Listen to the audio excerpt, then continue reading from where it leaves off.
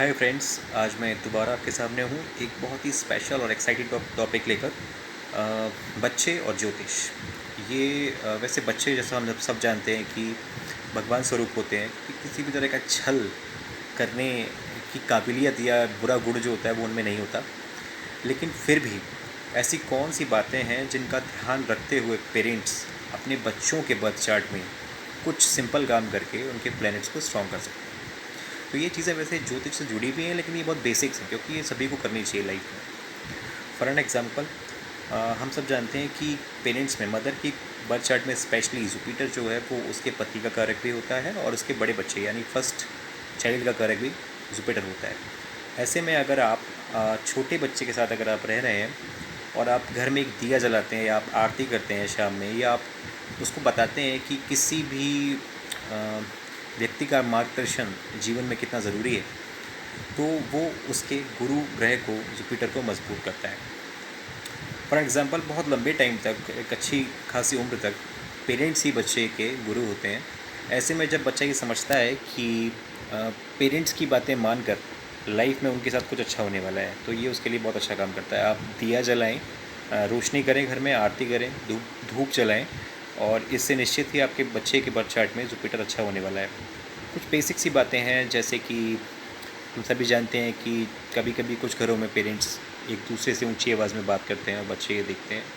बच्चे सिर्फ और सिर्फ रिफ्लेक्शन होते हैं हमारे अपने एक्शंस का, क्योंकि जैसा एक्शन हम उनके सामने करेंगे वो ही उनकी फाउंडेशन बन जाता है लाइफ की। तो ऐसे में जब आप एक दूसरे से ऊंची आवाज़ में बात करते हैं तो बच्चे भी ये चीज़ ग्रैस्प कर लेते हैं, और उनको लगता है कि उनकी बात को मनवाने के लिए उनको तेज़ बोलना, ज़ोर से बोलना ज़रूरी है, और ये निश्चित ही एक अच्छी बात नहीं है। और इसी से आप दूसरी तरफ देखेंगे तो बच्चे की वाणी में कड़वाहट आना, यानी बुध ग्रह का खराब होना भी स्टार्ट हो जाता है। ऐसे बच्चे वाचाल हो जाते हैं और अनर्गल बातें करते हैं। तो आपको चाहिए एज अ पेरेंट्स कि आप अपने बच्चों के सामने एक नॉर्मल टोन में, एक नॉर्मल साउंड में बातें करें, और पॉजिटिव बातें आप करें। 2 साल तक के बच्चे, जो इन्फेंट्स जिनकी मैं बात कर रहा हूँ, जो इतने छोटे होते हैं कि वो अपने सारे ज़रूरतों के लिए पेरेंट्स पे डिपेंड होते हैं।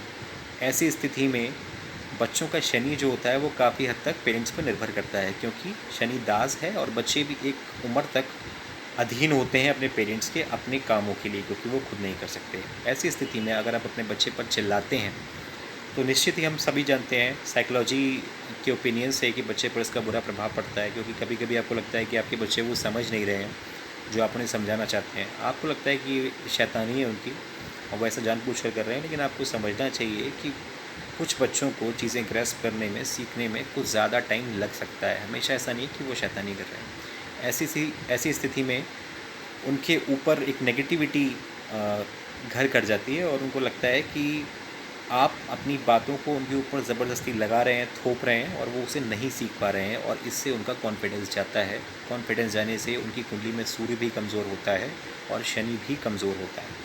तो आप कोशिश करें कि अपने बच्चे की कैपेबिलिटी को, उसके माइंड को आप एनालाइज़ कर पाएँ, और उसके अकॉर्डिंग ही चीज़ों से एक ऑर्डर में सिखाएँ, ताकि वो सारा सब कुछ एक लोड उस पर एक साथ ना आए। एक और इम्पॉर्टेंट बात ये है दोस्तों, कि बहुत सारे पेरेंट्स, ये बहुत इंपॉर्टेंट चीज़ है, मोस्टली मोबाइल के साथ घर में काम करते हैं, और मोबाइल हमेशा उनके हाथ में लगा रहता है। ये सारी चीज़ें बच्चे देखते हैं। हम सभी जानते हैं कि राहु और केतु जो मायावी ग्रह हैं, और जिनको अमर होने का वरदान प्राप्त है, तो अमृत पीने के बाद जब भगवान विष्णु ने उनका सर धड़ से अलग कर दिया, तो नीचे का हिस्सा केतु रह गया, और ऊपर का धड़ जो है वो राहु हो गया। राहु जिसके पास एक्शन करने की कैपेसिटी नहीं है, लेकिन सिर्फ़ और सिर्फ माइंड से खिलवाड़ करने की कैपेसिटी बहुत है उसके पास। ऐसी स्थिति में मोबाइल फ़ोन, इंटरनेट, या कोई भी ऐसी चीज़ जो हवा में चलती है, जिसका कोई फिज़िकल एग्जिस्टेंस नहीं है, वो राहु है। जब भी आप अपने बच्चे को एक छोटी उम्र से मोबाइल पर बहुत सारी वीडियोस दिखाना, या मोबाइल पर, या बच्चे खाना नहीं खाते तो उन्हें वीडियोस दिखाना, ज़रा टीवी दिखाना, ये सब अब जब आप करते हैं तो एक चीज़ तो है कि इससे उनकी लर्निंग तो तेज़ हो जाती है, लेकिन कुछ ऐसी चीज़ें जो उनके लिए ठीक नहीं है उनके माइंड में चली जाती हैं, क्योंकि राहु का काम है आपकी मनोस्थिति को भटकाना। तो निश्चित रूप से बच्चे इससे अपना फोकस खो खो देते हैं।